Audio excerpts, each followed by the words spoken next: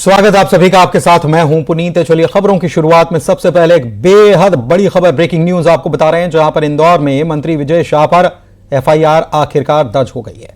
4 घंटे का वक्त हाई कोर्ट की तरफ से दिया गया था। हाई कोर्ट ने इस मामले में स्वतः संज्ञान लिया था और कहा था कि 4 घंटे के भीतर मंत्री विजय शाह पर एफआईआर दर्ज किया जाए। और मंत्री विजय शाह पर एफआईआर दर्ज हो चुकी है। मऊ के मानपुर थाने में ये कायमी हुई है, 0 पर यह कायमी की गई है।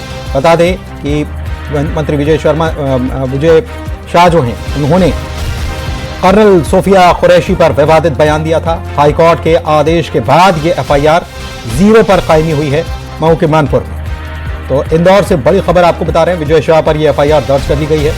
बेहद बड़ी खबर, मंत्री विजय शाह ने जो बयान दिया था, कर्नल सोफिया कुरैशी को लेकर जो बयान दिया था, इसके बाद हर तरफ इसकी निंदा हुई।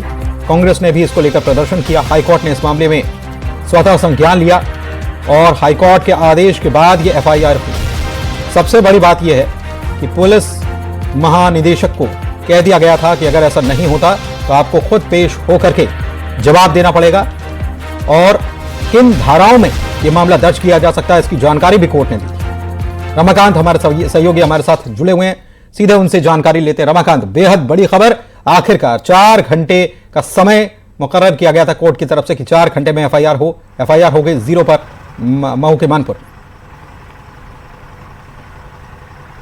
जी, मैं आपको बता दूं कि एफआईआर जो है वो कोर्ट के आदेश पर ही हुई है। जिस तरह से कोर्ट ने साफ कर दिया था डीजीपी को कि 4 घंटे के अंदर जो है वो मंत्री के खिलाफ एफआईआर दर्ज होनी चाहिए, क्योंकि ये सैन्य बलों के अपमान का मामला, एक महिला के अपमान का मामला है। और जिस तरह से टिप्पणी की गई थी धर्म विशेष को जोड़कर, ये कहीं ना कहीं सामाजिक वैमनस्य फैलाने का भी मामला है।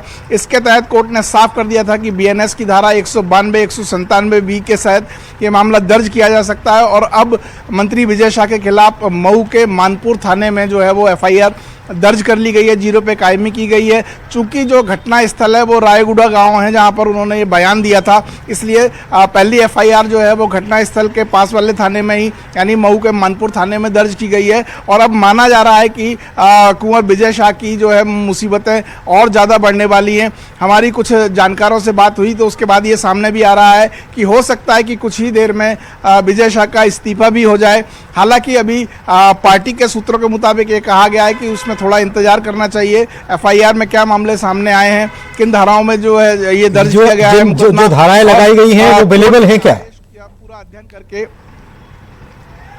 जी, अभी तक जो जानकारी सामने आ रही है कि ये जो धाराएं लगाई हैं वो नॉन अवेलेबल हैं। हालांकि इसमें जो है वो लीगल सेल पार्टी का विचार करेगा, इसके बारे में जानकारी लेगा और किस तरह से इस पर कार्रवाई हो सकती है, इसको लेकर हो सकता है सुबह कुछ संभावनाएं बने। लेकिन ये भी माना जा रहा है कि अब विजय शाह की मुसीबतें बहुत बढ़ चुकी हैं और हो सकता है कि पार्टी उनको बर्खास्त कर दे, हो सकता है कि उनका इस्तीफा भी हो जाए। इस तरह की अटकलें अब राजनीतिक गलियारों में तेज हो गई हैं। जी, बहुत शुक्रिया।